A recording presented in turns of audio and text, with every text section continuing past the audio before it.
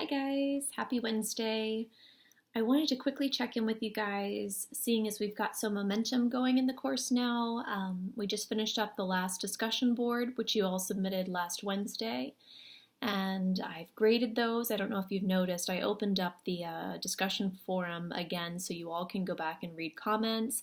I had mentioned that I wasn't going to provide individual comments to each discussion post, and I couldn't help myself.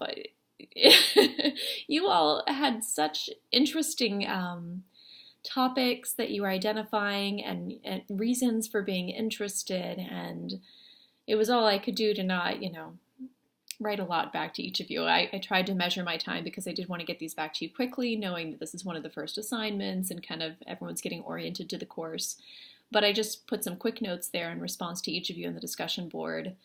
You all did such a fantastic job of really connecting the issues. You all were talking about substance use as it relates to healthcare access and mental health care access, talking about homelessness and veterans issues, also talking about child welfare and more specifically child sexual abuse and foster care issues. I mean, all of this was it was such a rich discussion of different topics of interest, yet there were so many ways that you each identified commonalities across these areas or ways that these specific issues kind of intertwined with one another. And I thought that was really important and exactly the purpose of why we were doing this. So you guys are right on point and keep up the great work.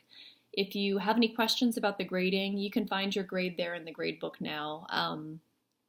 But if you have any concerns, you can also see the rubric, which I kind of struggle with rubrics. I do provide them because if I don't, students struggle with that as well. And they say, well, why am I getting this grade? But I'm trying to be as transparent as possible. But given that there are some limitations to, having a very specific statement, of course, some of the point deductions might happen for slightly different reasons from one student to the next in terms of what that looks like.